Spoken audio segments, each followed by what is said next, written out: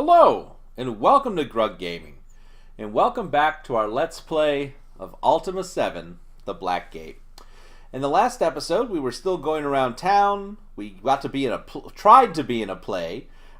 We tried our feat of strength. We checked out a carnival, and now it's time to talk to the rest of the people here in Castle Britain. So let's get a talking. We're just going to do a big circle on the bottom floor.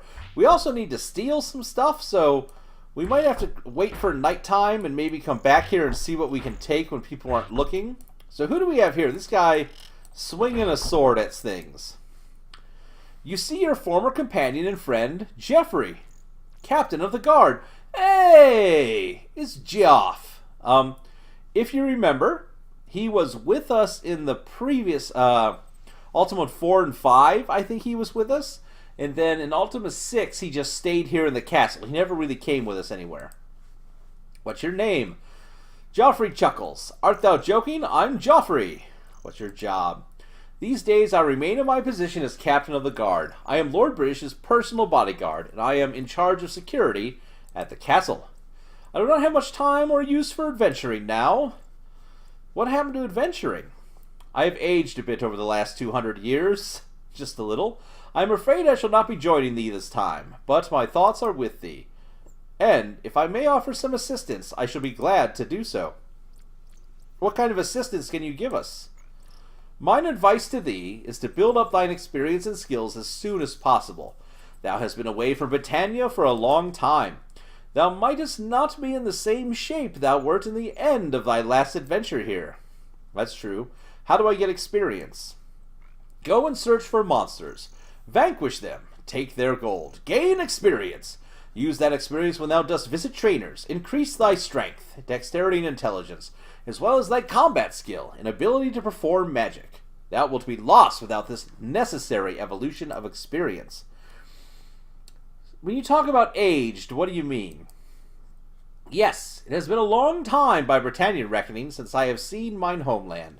When thou hast finished with thy business, do come back and tell me news of what is happening in our home world. Oh yeah, Geoffrey's, he's from Earth too, so he's not aging very much. Tell me about being in shape. It is apparently another difference in our two worlds. Whenever thou shalt return, it is as if thy physical body has arrived here for the first time. It is the reason why many of thine own companions have chosen to stay here, even though they have aged in Britannian time. So, do you know what happened to Nistel? Because he is in a bad shape in the courtyard. He is quite lonely, if thou dost ask me. I believe all the mages in the land are afflicted. Take a look and find out for thyself. Okay. Goodbye. Have courage. Have faith. Be strong. Be wise. Oh, Geoffrey, you tell him. He really hates that guy there. All right. Who do we have here? We have LB hanging out. This is a lovely earthly woman with a warm smile. Word has spread quickly of thine arrival, Avatar. Welcome. Who are you? I am Miranda. What's your job? I serve on the Great Council. Today we are working on a bill of law. When I am not here in the castle, I am kept busy with a young child. What kind of child? Miranda smiles. Yes, my son's name is Max. He is probably in the royal nursery. He is quite obviously his father's son. Perhaps you have met him. Raimundo, the director of the Royal Theatre. I have met him. We believe Max will be quite a performer when he's older. What's the bill you're working on? Will Slocum and I are drafting a bill which would make illegal any distribution of waste products in Loch Lake, near Cove. The lake is quite defiled. So Cove is not looking so good? Art thou traveling to Cove? Yes. That is good news. Perhaps thou could do us a great favor. We need this bill delivered to Lord Heather in Cove. He must read it and give us his approval by signing it. I know thou hast far more important things to do than running errands, but it would be greatly appreciated. Wilt thou do it? Sure. Wonderful. Here is the bill. Please bring it back to me when it is signed, and we thank thee. So tell me about the Great Council. The Great Council supports Lord British in the legislation of Britannia's laws. I am honored to be one of the 3 women serving on the council. Who are the other women? I'm particularly concerned about women's duties and privileges and their available opportunities in the land. Our history has been kind to women in general, but there is still room for improvement. What kind of improvement? More women could hold public office, for one thing, and I would personally like to be rid of those scantily clad women in heroic fantasy paintings. Aww. We shall see thee again soon, I hope, Avatar. I like the scantily clad women in paintings. Ooh, this guy's got a hat. You know how I feel about hats. Hats are cool. A winged gargoyle looks at you with interest and obvious intelligence. To welcome thee to Britannia, Avatar. What's your name? To be called Inwisloclem. Huh. That's a big name. What's your job? To be indeed an interpreter in my great homeland. To be now on the Great Council to serve our most noble ruler, Lord British. To be honored as one of the 2 gargoyles on the council. Who are the gargoyles? You and the other dude, right? To be one of the surviving gargoyles and to preserve our heritage is my life work. To tell you our race emigrated to Britannia many, many years ago. To have settled on the island known as Turfin. Tell me about Turfin. To be a lonely place. To be desolate. To be not what humans call homey. To desire to establish a new way of life for gargoyles in Britannia. And to eliminate the hatred and misunderstanding of our race in humans. To know that ignorance breeds bigotry. To be one of those who are correcting this. Okay, tell me about those. To be called the Fellowship. Oh, great. So the Fellowship is recruiting gargoyles as well. To be dedicated to promoting goodwill and trust in the land. To the thinking of joining the group soon. Don't join. What way of life? To desire a world where humans and gargoyles would live together in peace as equals in Britannian society. Surviving. To be so many of my people killed 200 years ago in the War of the False I'm sorry about that. To be the war that you ended by bringing peace between our races. Tell me about the Great Council. To create the laws of the land. To inform you that my colleague, Miranda, can tell you more of what we are doing now. To be unfortunate that most of the council is away now. Where's the council away to? To be on holiday at the moment. To have only Miranda and myself present to enact this new law. And the law? To tell you to ask Miranda about it, for she knows more than I. Tell me about Miranda. To inform you that Miranda is an intelligent woman who has great concern for the well-being of all of Britannia's citizens. To be one of Lord British's most trusted advisors. Okay, we gotta talk about your name here, buddy. It means interpreter in your language. Okay, cool. Let me pass, Gargoyle. This room is empty. Ah, there's the nursery. Who are you? Who are you? Who are... Come back here. I think I can pause it by hitting that. There we go. You see a young peasant with a tray of wine glasses. What's your name, sir? I am Charles. What's your job? I am a servant in Lord British's castle. I serve as a gentleman's gentleman. Among other things, right now I am serving wine. So do you get paid? My family has been employed by Lord British for many years. My father, Benny, once held the position I now hold. He is the head servant. I shall be head servant one day, I suppose. Then perhaps my sweetheart will love me. Ooh, who's your sweetheart? Charles sighs. He is clearly smitten. She is Jeanette. She works in the Blue Boar, but I am afraid I am not up to her standards. I believe she has her eyes set on someone else. I do not know what to do about it. Well, I mean, you could always woo her. She does not love me, I know. She would rather marry a rich man. I have not a chance. Tell me of your family. Thou wilt encounter them. My mother cooks in the kitchen, and my prudish sister is the chambermaid. Oh, his prudish sister must be who the carnival guy is in love with. Tell me about wine. Wouldst thou like some? Sure.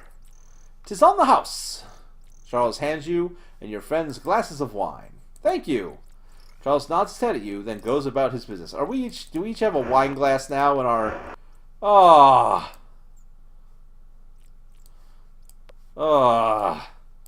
Garbage. Filling up my thing. Hey. Sentry is in charge of documents. We are well aware. Did he give everybody a bunch of wine? Okay, no. It just was in the Avatar's pack. We'll just throw that stuff on the ground. And actually, I saw something. While we're here, we're going to do this. So this is what... Seeing this thing is kind of what prompted me to slow down, by the way. Look here. Get ready. To have your minds blown. A lever. Hidden underneath this crate. In this barrel. And you'll see what that lever did in just a bit. Alright, back in here we go. Where's the baby? Aw, who's hungry? Who dare... Spark. Spark, how dare you be hungry? There we go. Alright, in here, what do we got? We got a little mouse. You see a very large mouse. And with an air of superior... Hey, it's Sherry! She's right here. Avatar. We gotta do Sherry's voice. Avatar. I can't do Sherry's voice. Avatar, she exclaims. I cannot believe thou art here, Grog. What's your name? Why dost thou not remember Sherry, Grog? Was this Sherry's voice? I don't remember.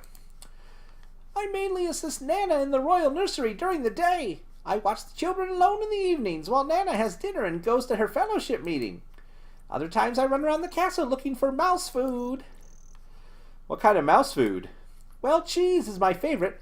If thou dost ever cheese to give away, I will gladly eat it, but I will generally eat most anything. Dost thou have any cheese for me? Here, have some cheese. Want to give me some? Yes. Thank thee, Grug. Tell me about the castle. It is much the same as it was when you were last here. There has been a bit of remodeling after all. It has been 200 years since thou wert last here. I believe Lord British has a storeroom with quite a bit of equipment inside. Tell me about the royal nursery. The children are so much fun. I like to read them their favorite story. It happens to be Lord British's favorite children's story, too. He read it to me all those many years ago. What's the story? Dost thou want to hear the story? It is called Hubert's Hare, Raising Adventure. Oh, sure. Sherry stands on her hind legs, takes a deep breath, and then recites, from memory, very, very fast. Hubert the Lion was hungry and vain, and especially proud of his elegant mane, but conceit of his sort isn't proper at all, and Hubert the Lion was due for a fall. One day as he sharpened his claws on a rock, he received a most horrible, terrible shock. A flaming hot spark flew up in the air, came down on his head, and ignited his hair. With a whir of surprise, he took off like a streak, away through the jungle to Zamboozy Creek. He leaped in kersplash with a shower of bubbles, and came bobbing up with a head full of stubbles. At first he was just stared with a wide-open mouth at the cloud of black smoke drifting out of the south. Then he felt with his paws just in back of his ears, and he suddenly realized the worst of his fears. I'm ruined, he shouted, and what'll I do? I'd rather be dead or go live in a zoo. And if anyone sees me, oh, what a disgrace, so I'd better discover a good hiding place. Ah, what a story. Tell me about the children. If thou hast not had the chance yet, do look around and meet them. They are most wonderful and amusing. Well, there's a little child here, and a little child here, and neither of them want to talk to me. Down here, we have The Wizard of Oz by Frank L. Brown. The tale of a little girl, Dorothy, who with her dog Toto, travels through whirlwinds and magic to a fanciful land called Oz. Dorothy's search for ideals in this land when her three new friends, the first to bring the Scarecrow, whose ultimate wisdom teaches her the principle of truth, the second a heartless Tin Man, whose undying devotion shows her the principle of love, and finally Dorothy encounters a cowardly lion, who, facing all perils to save her, demonstrates the principle of courage. We have Hubert's Hare Raising Adventure, which we just heard, and A Guide to Childcare for the Rich and Famous by Lady M, with love for Samantha Mengling. Within this extensive guide for nannies describing contemporary techniques and the latest in troubleshooting with children of all ages, a special chapter details the art of diaper changing and adds a touch of humor by describing, for more soldierly sorts who may be reading, the effects of hurling soiled diapers at one's enemies. Ah, so this is the nanny right here. What was this? Gee, is that neat. Ooh, there's a little book here. Chitty Chitty Bang Bang by Ian Fleming. This wonderful children's story of a car that can fly has been pleasing youths and adults alike for many generations. Oh, wait, is Jeff up there? You see a working-class elderly woman who exudes sweetness. What's your name? Oh, everyone simply calls me Nana. What's your job? I watch over the royal nursery. I am the nanny of these wonderful children. Tell me of the children. They are lovely, are they not? Every day they seem to learn more and more. Most of the time they are a joy, Nana whispers to you conspiratorially, and other times I could happily throw them out with the bathwater. So you're the nanny, eh? Well, I feed them and change their diapers, and read aloud all the books thou dost see lying around. Luckily, I have Sherry to help me. I talk to Sherry. She still looks to be in good sport. Sherry is a special mouse who has lived here in the castle for many, many years. She recites stories for the children. What kind of books do you read them? Lord British brought them from his homeland. They are very foreign to us here in Britannia, but the children enjoy them just the same. And tell me about the royal nursery. There have been a great number of babies born in Britannia in recent years, so Lord British established this nursery. Maybe because Lord British is being a little sly on the side, maybe? Maybe they're all Lord British's kids? It is nice that the nobleman and noblewoman have this luxury so that they may attend to their daily duties. Woo! Does that smell what I smell, Avatar? I believe that is the smell of diapers, boy. When thou art a father one day, thou wilt come to know that smell quite well. I mean, hopefully not that well. I mean, you don't want to be smelling it in your dreams. What? It's so luxury here. Yes, I suppose it really is a luxury. The poor people of Britannia certainly do not have such a service for caring for their children. The rich do have an advantage. You detect a hint of bitterness in her voice. What kind of advantage? I do not mean to complain by any means. I adore my work, but contrary to the thinking of many of the noble ladies and men, a class structure does exist in Britannia more than ever before. Taxes are unbearable. The rich get richer, the poor get poorer, as the saying goes. Tell me about the taxes.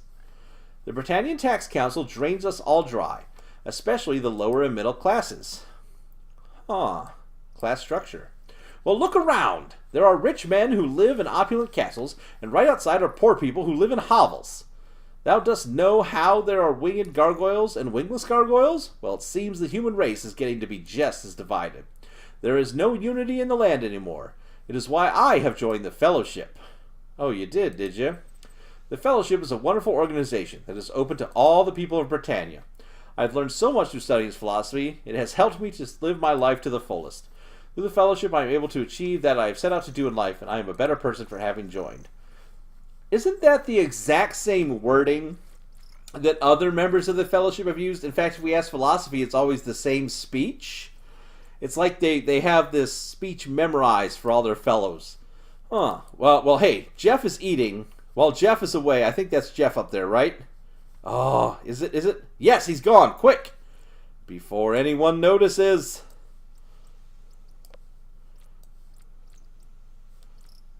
Take those gauntlets. Alright. I just wanted the gauntlets off that table. I'm excited. So I think we have one more person, and that's the cook here to talk to. Come back here, cook. Cook! This is an elderly woman who epitomizes grandmotherly. What's your name? All my brothers and sisters called me Boots when I was a baby, and it hath remained my name ever since. What's your job? Why, I am Lord British's personal cook. I prepare meals for the entire castle. What type of meals? Just go to the dining room at breakfast or supper time, and my husband Benny will serve thee. Benny? He's a dear, but he has become a little absent-minded in his later years. He never remembers to bring enough meat from the slaughterhouse in Paws. In fact, we are short this week. You're short on meat? That is right. We do not have enough. If thou couldst bring me mutton from slaughterhouse, I will pay thee 5 gold for every portion thou canst bring. All right? Yes. Good. I'll be waiting for that return. So, we can buy mutton in Paws for 3 gold and sell it here for 5. Okay. What about absent-minded? Last week I asked him to put a little garlic into some soup. He put in the garlic and then forgot about it. So he went and put some more in. Then he forgot he did that, so he put in even more. Well, you can't imagine the look on Lord British's face when he finally did taste that soup.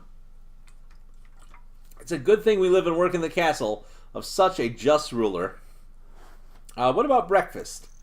For breakfast, I usually prepare a dish that my liege thought brought with him from his homeland. Here we call it eggs British. It is served with assorted fruits and tea, of course. It is the king's favorite. And for supper, this meal is usually whatever meat or game or fish Lord British requests, accompanied by several additional courses and a fine dessert. Okay.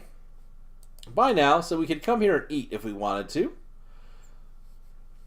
So we're done with this side of the castle.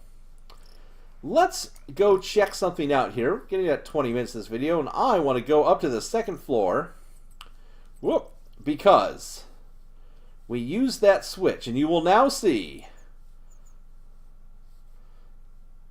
dun, dun, dun, dun, dun, dun, dun, dun, that the door is open. We can finally get into this room where there is not only a bunch of plate mail, but there is a gun, there is ammunition. Why can't I take this? Is it too heavy? Too heavy? How about you? Can you carry it? Ooh, ammunition is heavy. Wow, okay. And then we have a whole set of plate armor and a curved heater shield. Well, I think I want the Avatar to have better armor. So we're going to trade off some of this armor here. And I'm going to basically just give the stuff to... Oh, that's heavy. Oh, that's heavier. We already have this. Oh, we got to lighten our load here a bit. I really want to keep this Avatar costume. There we go. So this is the crested helm. And this is a great helm. Let's give the crested helm to you. Give the great helm to the Avatar. Can he wear these now? Too heavy. How much? I wish I could see how much these weigh just by clicking on them. You know what I mean? Alright, is there anything that we could take off the Avatar so that he could carry more? Nothing. So I guess we're going to have to give these back to the Avatar. He's going to have to wear leather leggings just because he's not man enough to wear anything else, unfortunately. Alright, is anybody else able to use the gorget that we have here? Can you... Oh yeah, it just barely fit. And actually, anybody need a shield? No. I wonder if we put down your wooden shield, are you going to have enough weight? Too heavy. Too heavy. Everything is always too heavy in this game. Why don't we do this then? Feel like I probably... you know, we're going to need these torches later. I sense it. Sense it deep in my bones that we are going to need those torches later.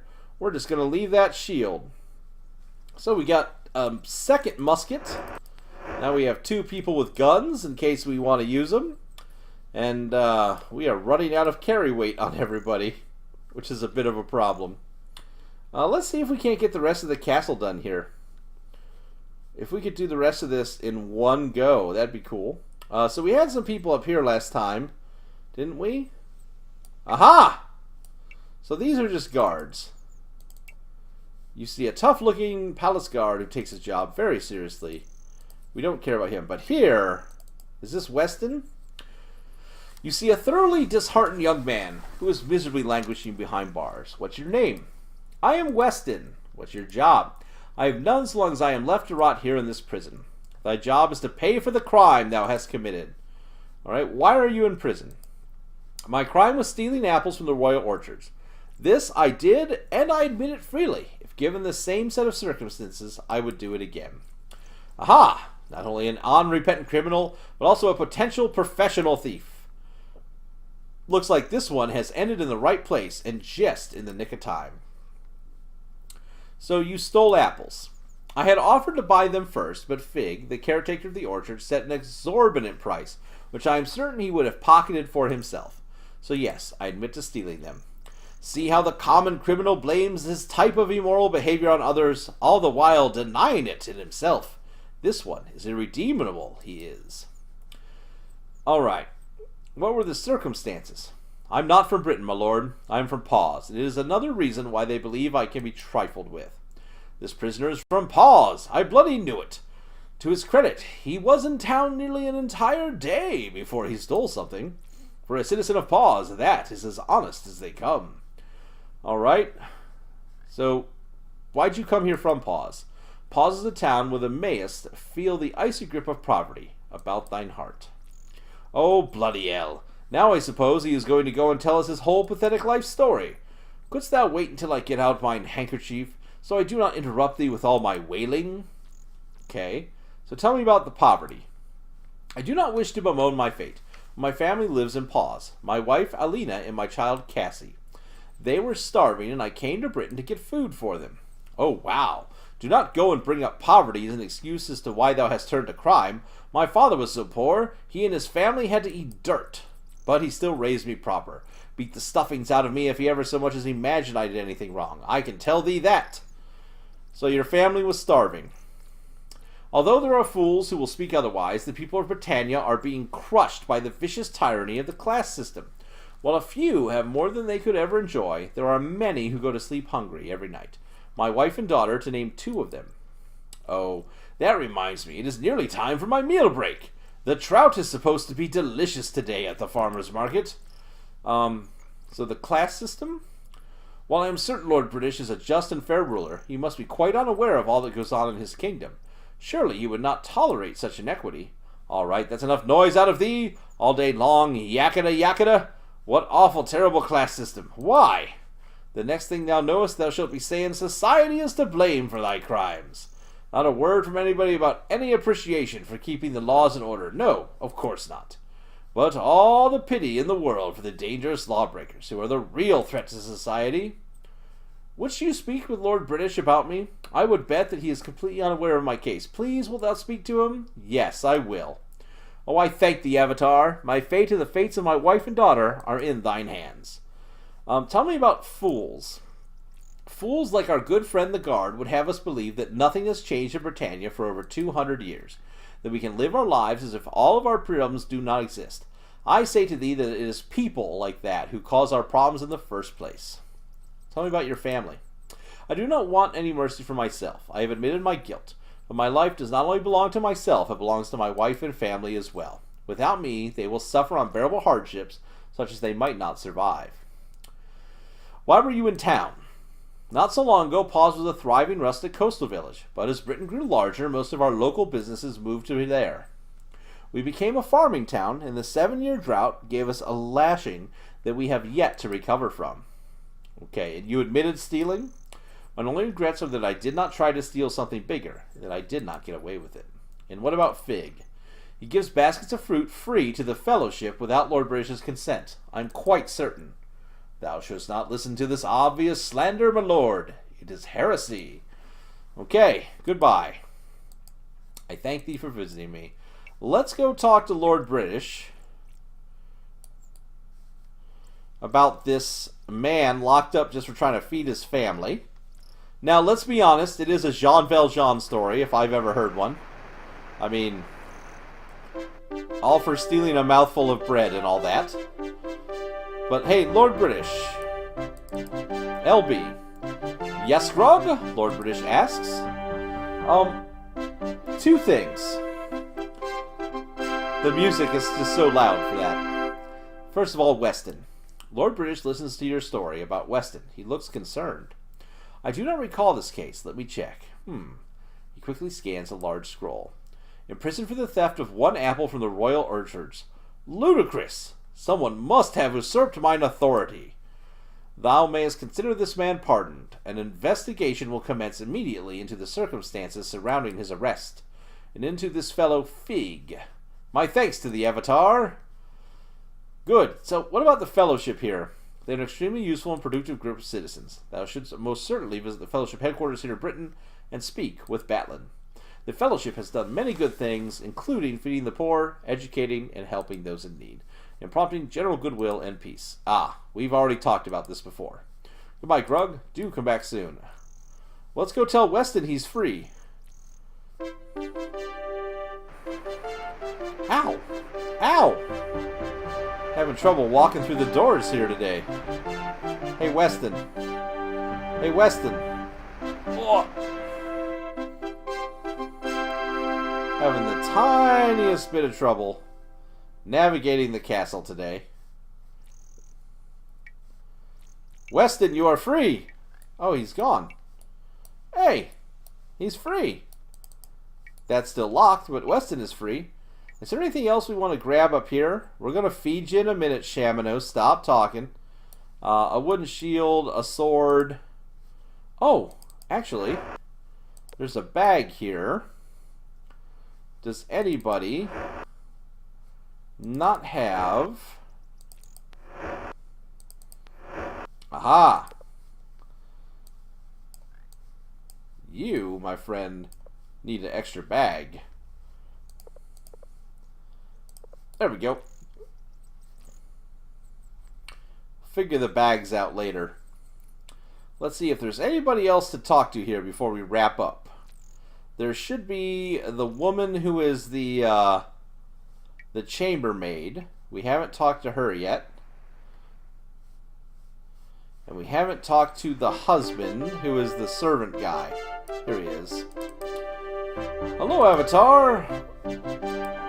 Oh, we already talked to Charles. We've talked to Charles before. We're looking for the chambermaid because I want to see if we can tell her about her friend and lover who runs the... Is that her? Ah! You see a servant girl who looks at you and wonder, thou dost look familiar, who art thou? I'm the Avatar? I thought so. I have seen thy portrait before, and I had heard that thou wouldst be visiting. I'm Nell. Ah, I told thee my name. It is Nell. What's your job? I am the chambermaid. I am responsible for keeping the castle tidy. Just a servant girl, really. Ooh, so tell me about the castle. It is very large, keeps me very busy. Thou wouldst not believe how dusty it gets. And do you like being a servant? I suppose I'll always be a servant. My parents are servants, my brother's a servant, my fiancé is a servant, my child will probably be a servant. Who's your child? Nell looks worried. Shh, I do not want anyone to know. 'Tis not showing yet, is it? Caraccio and I are getting married as soon as possible. He is the father. I think. Then again, it could be no, probably not him. Or could it be, that would be interesting. Wait, what am I saying? The father is most definitely Caraccio. Please do not tell anyone. Would be embarrassing, all right? Okay. I know I can trust the Avatar. So tell me about your fiancé. That would be Caraccio. That dear man who runs the Punch and Judy show. He writes the loveliest love poetry. We are getting married as soon as Caraccio can afford a wedding ring. And your brother? The mightiest... thou mightst run into him. He is also a servant in the castle, Charles. Other than not being as smart as I am, he's all right for a bumbling ass, that is. She laughs. And your parents? They work in the castle as well. Boots is my mother. Benny is my father. They have been here for years. I was born in this castle and played in the nursery. Okay, goodbye. So, I think that's everybody. We haven't found the old man who serves the food. Is this him? There he is.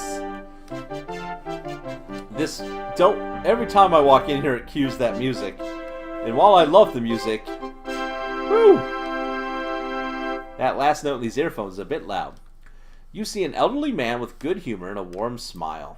What's your name? All my friends call me Benny. What's your job? I am the head servant at the castle. My job consists of keeping the other servants in line and serving the meals. What about the meals? My wife Boots is the head cook. Her specialty is roast beef.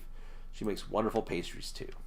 Enough of those will give thee a very on-Avatar-like figure. Wouldst thou like to order a meal? Sure. For thee it is free. Benny serves you and your party a delicious meal of beef and pastry. Return tomorrow and thou canst have another free meal. So you get free food every day here. Okay. So you're the head servant. Yes, I have been head servant for many years. Mine entire family works for Lord British. My son is the King's gentleman's gentleman. My daughter is the royal chambermaid. My wife is head cook. We are pleased to work for Lord British. They say you're absent-minded. Yes, I suppose I am. I'm also becoming a little hard of hearing. When thou hast seen as many years as I have, one's faculties are no longer perfect. Okay. Well, we shall say goodbye to you, sir. We're going to walk through here and trigger this music again. We're going to feed Sentry and Shamino.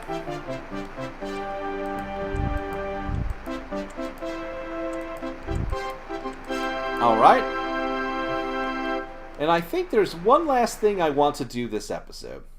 So, I talked before about leveling up and looking it up, and I did just to see how I want to level everybody. And one important thing is everybody's carrying weight ability.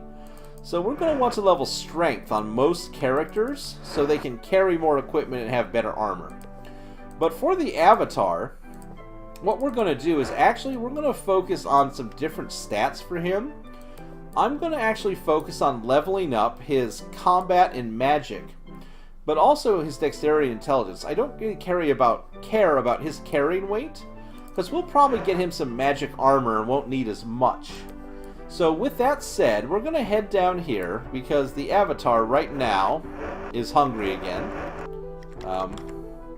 He has 3 training points. I want to go spend those and get him trained up one more level. So I'm looking for Denby's place. If you remember, we trained with Denby once and it cost us 75 gold. We have... what the heck is this? Pastries. We have 458 gold. So we have enough gold for what we want to do here. Is the avatar loaded up on food too? Really? Has everybody got a ton of pastries in their backpack? Oh, we are not talking to people anymore. Our backpacks are a jumble. Anyways, Denby, where are you at? Denby should be right along here. Right? There he is. There he is. We have enough gold. Yes, Avatar? I want to train again. You're a trainer? Well, I know this. I want to train. My fee for 75 gold. Does this meet with us approval? Yes. Which of you wishes to train? Grug. You pay 75 gold and the training session begins. Denby hands you a chart with runes printed on it. Studying these runes and memorize them, he says. After you complete this task, you feel there is a bit of knowledge in your mind that was not there. Now we shall exercise. Practice what I teach thee at least twice a day, then thou shalt become more agile and limber. You spend a while mimicking the movements which Denby shows you. Finally, Denby teaches you a few magic words to atone for meditation purposes. Then, when the training session is complete, feel much more energized and ready for anything that may come your way. So, Grug now is at 20 dex, 20 intelligence, 16 combat, and 18 magic. So, we get more mana, we get more hits, our maximum mana is higher up. So this lets us cast spells, which is important. And dexterity is important for being able to hit people with our swords. So folks, that is where we're going to wrap up our episode, and actually, I think we're done here in Britain. Other than a little bit of inventory management that I still need to figure out. In fact, I might need to buy another bag from the provisioner down here when I get a chance. Other than that, we are pretty much all done here again in Britannia. So, next episode we will be doing one of two things, and I'm not sure which. We either will be heading towards Cove, where currently we have 2 missions. We're supposed to go talk to a mage, find out about a mage who went crazy, and deliver the new bill. Or we can head to the island. We can head to Vesper to take the boat to the island of Exodus. Those are the 2 quests we have. One seems a little bit bigger than the other, to be honest. So let's go ahead, and I'll do some thinking off screen about where we're going to head. And next episode, we'll figure out where the next part of our adventure will be. So that's what will happen in the next episode of Gaming with Grug. Until then, I want to say thanks for watching. Please tell your friends. Feel free to like, comment, subscribe, and as always, we hope to see you soon.